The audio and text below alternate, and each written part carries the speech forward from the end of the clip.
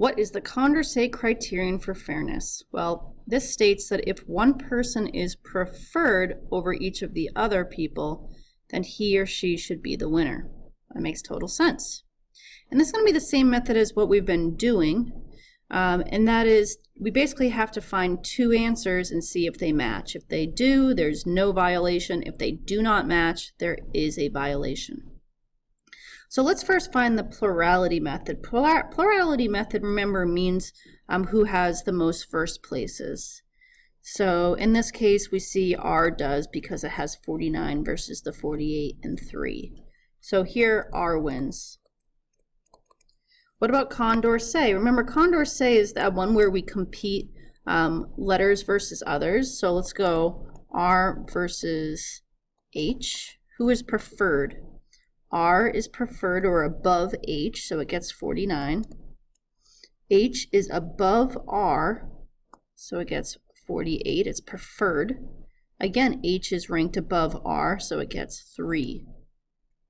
So this is 51 versus 49, so we eliminate R. Okay, now let's do H versus F. Okay, H is above F, so that's 49. H is above F, that's 48. F is above H in this case, so 3. So clearly F loses this. H moves on to H versus O. Okay, H is above O.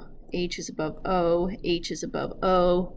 So H gets the 48, 49, and 3. So O is eliminated. H versus S. Okay, H is above S, H is above S, H is above S. Again, this one gets the whole 48, 49, and 3. So S is eliminated and H wins.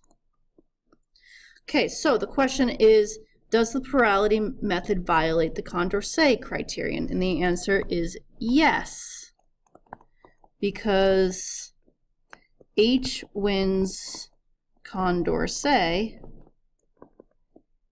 but R wins plurality. And that's our answer. Folks, notice that you can spell this with an S or a C. It looks like Word prefers the S because it doesn't mark it as a spelling error, but it doesn't matter to me.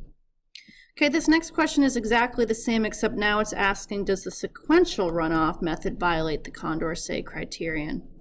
And then in this case, we already know that the Condorset criterion was the H as the winner. We've already done this, so H wins. Now we need to do the sequential runoff. Okay, this is the one where we count the first place votes. So R gets 49 first places, H gets 48, F gets 3, S gets 0, and O gets 0. So we're actually going to eliminate both S and O. So I'm going to take a second to cross these out. Okay, that actually doesn't even change my first places, right? R still has 49 first, H still has 48, and F has 3. So I'm actually going to cross off an F now. Okay. Now let's look at the first place winners. Well, the first place winner here is the here, and now the first place winner is H here. So we've got R, how many first place? It's got 49. How about H? H has 48 plus 3, which is 51. So R gets eliminated and H wins.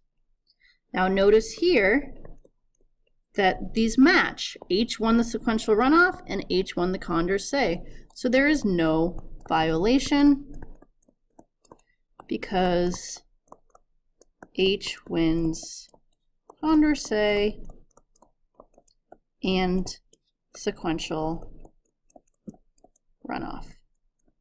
That's it, folks. So essentially you're finding the Condorset winner and then the winner of this one. If they match, you have no violation.